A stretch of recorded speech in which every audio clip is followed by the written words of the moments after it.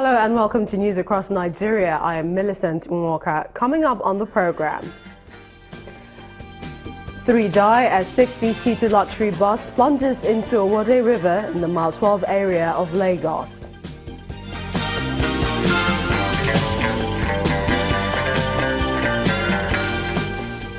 Suicide bomber kills herself in MAIDUGURI, the Borno state capital.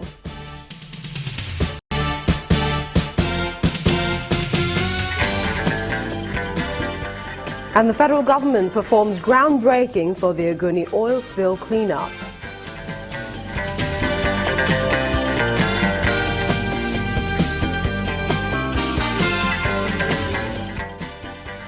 And we begin with the tragedy where at least 3 people have been confirmed dead after a 60-seater luxury bus plunged into a river at Owode area of Lagos State in the early hours of Friday. The bus, said to be traveling from the eastern part of the country, was on its way to Lagos when the accident occurred. Several rescue agencies, including the National Emergency Management Agency and the Lagos State Emergency Management Agency, helped in rescue efforts. The General Manager of LASEMA, Mr. Taimayu Adishino, explains how they carried out the operations. When residents of Owode suburb in the Ikorodu area of Lagos went to bed Thursday night, they had no inkling they would wake up to a tragic start of a new day. While most residents were still in the comfort of their beds, a luxury bus, said to have been traveling from the eastern part of the country, crashed into the Owode River, killing 2 passengers and the bus conductor. Officials of the National Emergency Management Authority, the Lagos State Emergency Management Authority, as well as other first responders, were on ground to carry out rescue operations as hundreds of sympathizers look on.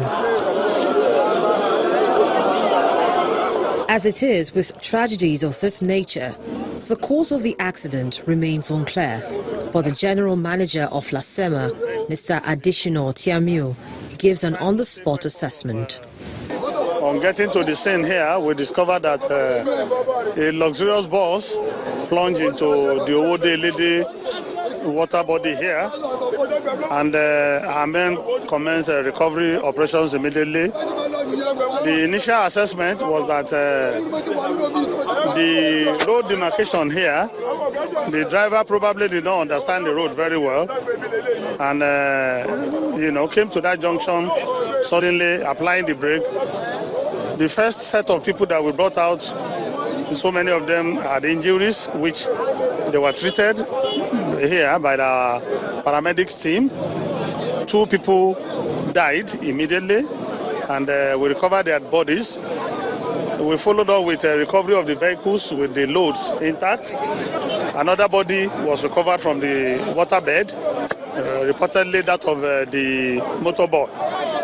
So in total, provisionally, we have 3 dead bodies. Ukbo Richard, who boarded the bus from Benin, however, has another version of how the accident happened. I boarded the bus from Benin. On our way coming, there was traffic in Shagamu. We have to turn back and follow the Ikorodu road. So unfortunately, when we were getting, the driver was on high speed. So accidentally, he shot out of the one way and hit the pavement. Then the next, I started seeing the car somersaulting like 4 times. Then next thing, we found ourselves inside the ditch of the canal. The driver of the ill-fated bus is inconsolable, even as the LASEMA managing director sounds a note of warning. We want to appeal to drivers. The standard rule in driving is where you don't know, a route that you have never driven through, cut down your speed. And this is inside of Lagos, not on the highway. Even though it's an express road, it's inside of Lagos. We expect drivers to observe the standard speed limit, so that even when anything like this happens, you'll be able to control the vehicle.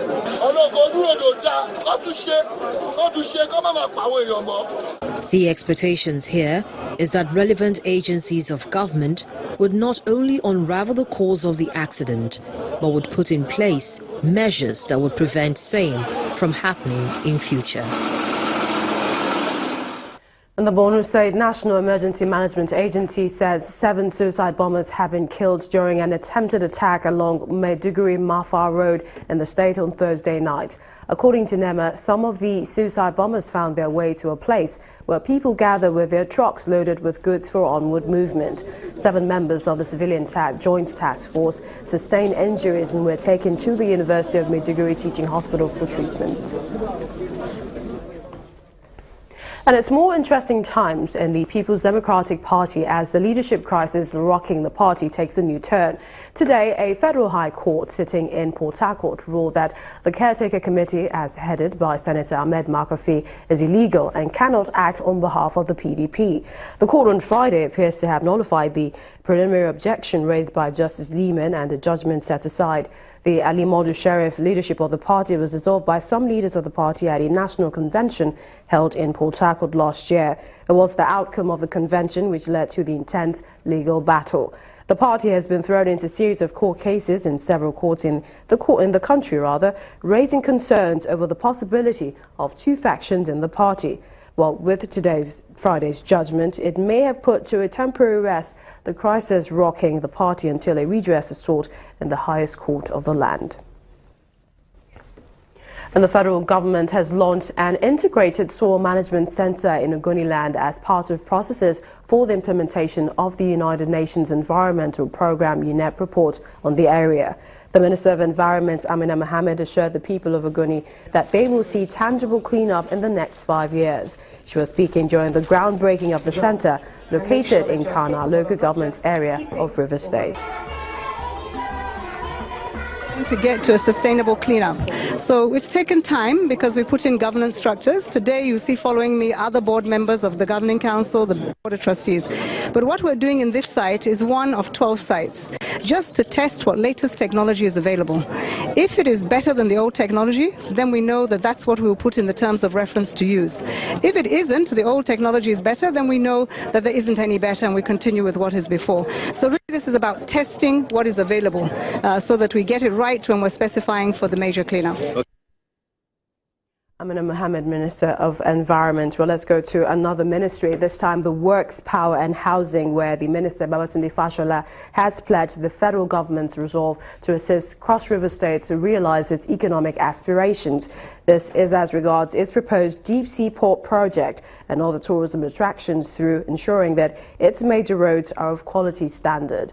Mr. Fashola made the pledge while in the state on inspection of highway projects in the south-south zone of the country.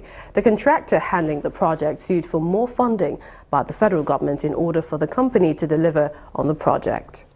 The Minister of Works, Power and Housing has continued his visits to states across the country, touring infrastructure projects being put in place by the federal government. His latest stop is Cross River State, south of Nigeria, where he inspected a major road which forms part of the Calabar-Ikot Road stretch. According to the contractor, the work is going on, but funding is a major challenge. Right now we're about 20 kilometers of binder, so we can't finish the remaining 40 before the rains. The one of the challenges we have on this job is the issue of funds. Like we told him there that we have not received up to 50% of demobilization. So what I've been doing so far is to show capacity and commitment. Just to say that, look, local contractors can as well do what the expatriate, are trying to do. Mr. Fashola is pleased with what he sees and assures the contractor of more funding so the company can meet its deadline. The important thing is to realize first the economic aspirations of Cross River State, which is based on tourism, the development of its quarrying activities, its strategic location as a seaport, and the manufacturing activities that take place here. Work may not have been completed on this project, but it's better than its previous condition. You heard from the contractors when it was awarded, you award a road of almost 200 kilometers and you give the contractor 45 million naira in January 2015. That's why the pain has endured. I think what has changed is that in spite of the tough economic times, this administration is able to keep that contractor there and are paying some money, and we will pay more. And also to understand that it will take some time to finish the road. Initially, you can't take this road and think you will survive your car here. There's no how you take this road and you not go back to the workshop. At some point, this very point we are standing now, at some point we avoided it and we're taking the alternative route, that is Ekuri to Nyima Junction, avoiding this very particular spot totally. I want to thank God it's getting better, and I pray that it will be better. The 67.1-kilometer road services several communities in the northern part of the state and connects Cross River to Ebonyi and Benue states. And when news across Nigeria returns, an anti-corruption town hall meeting has taken place in Edo State. Join us again for more.